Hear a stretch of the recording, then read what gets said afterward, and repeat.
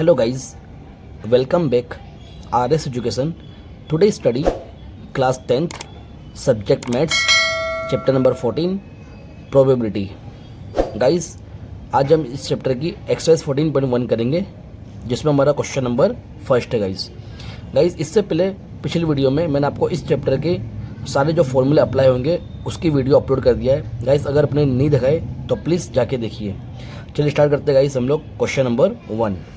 Guys हमारे question number 1 में हमारे को फिल इन द ब्लैंक जैसे एक स्टेटमेंट दिया गाइस, ठीक है, उसको हमको फिलअप करना है। जैसे कि यहाँ पे क्वेश्चन नंबर 1 में कंप्लीट द फॉलोइंग स्टेटमेंट्स, ठीक है, हमें कंप्लीट करना स्टेटमेंट को। क्या बोला है फर्स्ट में, ध्यान से देखना गाइस। फर्स्ट में बोला है probability of an event E plus probability of an event not E is equal to, तो इसका आंसर कितना आएगा गाइस। एक चीज़ ध्यान रखना गाइस, इसका एक फॉर्मूले में इसका आंसर 1 होगा, लेकिन कैसे होगा वो समझो गाइस। जैसे आपको यहाँ बता दो P of E plus P of E not bar है, मतलब P of not E is equal to, इनका सम कितना होता है गाइस, 1 होता है। तो ध्यान रखना पी ऑफ ई जो हमें बोला इवेंट ई और ये जो नॉट ई जिसका बार होता है गाइस, ये नॉट ई, इन दोनों का सम कितना होता है, 1 होता है। इसके लिए इसका आंसर कितना आएगा, 1 आएगा। ओके गाइस, चलिए second number, the probability of an event that can not happen is blank such an event is called blank. मतलब यहाँ क्या होता है, the probability of an event that can not happen, तो क्या है वो 0 गाइस, ठीक है। जो प्रोबेबिलिटी हमारी नहीं है वो क्या है, 0 है गाइस, ठीक है। और इस 0 को हम कौन सी प्रोबेबिलिटी बोलते हैं गाइस, इम्पॉसिबल इवेंट, ठीक है, इम्पॉसिबल इवेंट, ठीक गाइस, इम्पॉसिबल इवेंट।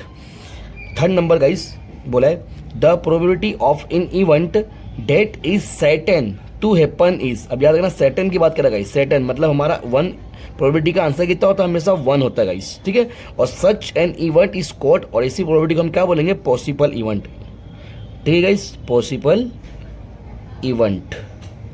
0 को हम क्या बोलेंगे, इम्पॉसिबल इवेंट, और 1 को क्या बोलेंगे, पॉसिबल इवेंट गाइस, ठीक है। Then sum of the probability of all the elementary event of an experiment is, याद रखना हमारे जो प्रोबेबिलिटी का जो सम होता है उसका टोटल कितना होता है गाइस, 1 होता है गाइस। ध्यान रखना सम की जब भी बात करें तो प्रोबेबिलिटी का सम कितना होता है हमारा, 1 होता है गाइस, ठीक है, यहाँ तक क्लियर। चलिए फिफ्थ नंबर करते हैं। तो गाइस फिफ्थ में क्या बोला हमें, the probability of an event is greater than और इक्वल टू, याद रखना guys, the probability of an event greater than और इक्वल टू 0, ठीक है, 0 से बड़ी प्रोबेबिलिटी, लेस देन और इक्वल टू 1 गाइस, 0 या 0 से बड़ी वो हमारी प्रोबेबिलिटी है, और 1 या 1 से छोटी गाइस वो हमारी प्रोबेबिलिटी, मतलब इसके बीच में हमारा आंसर आएगा, 0 से 1 के बीच में हमारा आंसर आएगा, ठीक है गाइस, ध्यान रखना गाइस। चलिए क्वेश्चन नंबर 2 करते हैं गाइस, ठीक है, क्वेश्चन नंबर 2। तो गाइस क्वेश्चन नंबर 2 में हमें क्या बोला है, which of the following experiment have equal likely outcomes और एक्सप्लेन। इक्वली लाइकली किसको बोलते हैं गाइस, जिसके खाली रीजन कितने निकले, 2 रीजन निकले, ओनली फॉर 2 रीजन्स, उसको बोले इक्वली लाइकली। अगर 2 से ज़्यादा रीजन निकलते गाइस तो उसको हम बोले अनइक्वली लाइकली, ठीक है गाइस। मैं बता दो गाइस कैसे, जैसे कि फर्स्ट हमारे क्या बोले, फर्स्ट एक्सपेरिमेंट देखो guys, first experiment a driver attempt to start a car, मतलब एक ड्राइवर ने एक्सपेरिमेंट करा कि गाड़ी को चालू करा, ठीक है। A driver attempt to start a car, अब रिजल्ट क्या निकलेगा, द कार स्टार्ट और डज नॉट स्टार्ट, या तो कार चालू होगी या तो नहीं चालू होगी। तो यहाँ पे समझना it is not equally likely, ठीक है, it is not an equally likely, ये इक्वली लाइकली नहीं है, बिकॉज इसमें बहुत सारे रीजन हो सकते हैं गाइस। या तो कार चालू क्यों नहीं हो रही है, कार चालू इसलिए नहीं हो रही, जो वायरिंग होगी वो वायरिंग के छेड़े छूट गए होंगे गाइस, ठीक है। या तो उसके अंदर अगर पेट्रोल की गाड़ी होगी तो पेट्रोल नहीं होगा, या तो कार जो होगी डीजल की होगी, डीजल खत्म हो गया होगा गाइस, ठीक है, या तो बैटरी में कुछ फॉल्ट होगा। तो गाइस 2 से ज़्यादा रीजन निकल रहे हैं, इसके लिए इस कंडीशन को हम क्या बोलेंगे, it is not an equally likely guys. जो 2 से ज़्यादा रीजन निकलेंगे ना उसको हम बोलेंगे नॉट इक्वली लाइकली।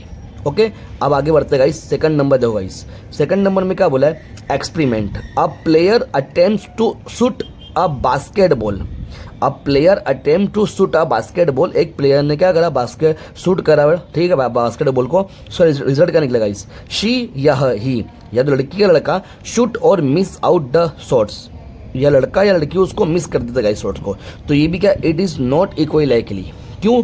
तो गाइस अगर वो शॉट मारता है गाइस, शूट करता है, या तो जब बॉल को मारेगा तो बॉल या तो उसमें हवा कम हो सकती है, दूसरा या उसके पाँव में चोट आ सकती है, या तो वो मिस हो सकता है मारने में गाइस।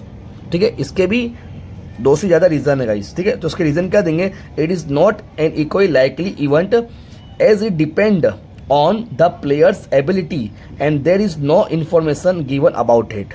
ठीक है, ध्यान रखना। उसके बाद 3rd नंबर दो गाइस। 3rd नंबर में क्या बोला है, experiment. A trial is made to answer the true false question.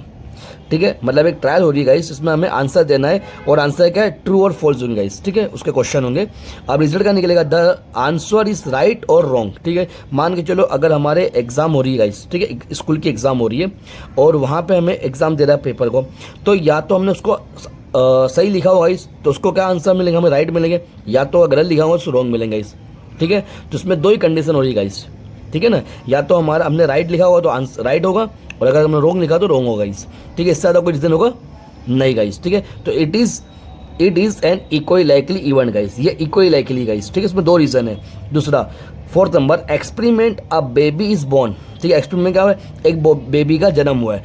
अब रिजल्ट क्या मिला गाइस, तो इट इज़ अ बॉय और या गर्ल। अगर बेबी का जन्म हुआ है तो वो लड़का होगा या लड़की होगा गाइस। तो इसमें 2 ही कंडीशन है guys, it is an equally likely event. ठीक है गाइस, आई होप कि आपको ये 2 क्वेश्चन समझ में आएंगे। मिलते हैं नेक्स्ट वीडियो में गाइस।